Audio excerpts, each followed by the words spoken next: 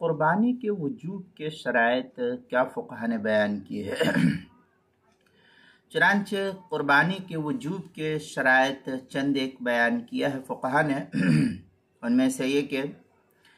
آزاد ہونا، نمبر 1 آزاد ہونا، نمبر 2 مسلمان ہونا، نمبر 3 قربانی کے ایام میں آدمی کا مقیم ہونا، نمبر 4 ایام قربانی میں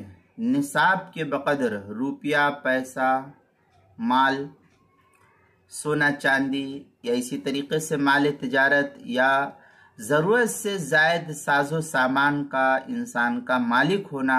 ان 4 اسباب کی وجہ سے انسان کے اوپر عام طور پر قربانی کا وجوب ہوتا ہے۔ مجموع الانہر کے اندر نقل کیا گیا وَإِنَّمَا تَجِبُ عَلَى حُرٍّ مُسْلِمٍ مُقِيمٍ مُوسِرٍ، یہ مجموع الانہر کی عبارت ہے، 4 جلد، صفحہ 166۔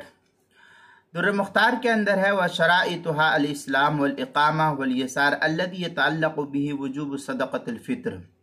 یہ در مختار کی عبارت ہے۔ پھر آگے شامی میں ہے بِأَنَّ مِلْكِ 200 درہم او عرضاً یساویہا،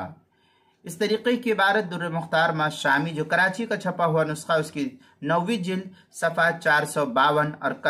کراچی کا چھپا ہوا نسخہ یہ زکریا بک ڈپو دیوبند کا ہندی نسخہ ہے 9ویں جلد صفحہ 452 اور کراچی کا جو چھپا ہوا نسخہ اس کی 6ٹھی جلد صفحہ 316 بدائع الثنایا جو زکریا بک ڈپو دیوبند کا ہندی نسخہ اس کی 4تھی جلد صفحہ 195 فتاوی ہندیہ اس کی 5ویں جلد صفحہ 292 فتاوی ہندیہ اس کی 5ویں جلد صفحہ 292 اور فتاوی خانیہ اس کی 3ری جلد صفحہ 344 آپ کے مسائل اور ان کا حل 4تھی جلد صفحہ 173 جواہر الفقہ اس کی 1لی جلد صفحہ 448 تحفہ رمضان صفحہ 106 مسائل قربانی و عقیقہ صفحہ 13 کتاب المسائل 2ری جلد صفحہ 300 پر اس کو نقل کیا گیا ہے۔ اب یہاں یہ یاد رکھنا چاہیے کہ قربانی اور صدقہ فطر کے وجوب میں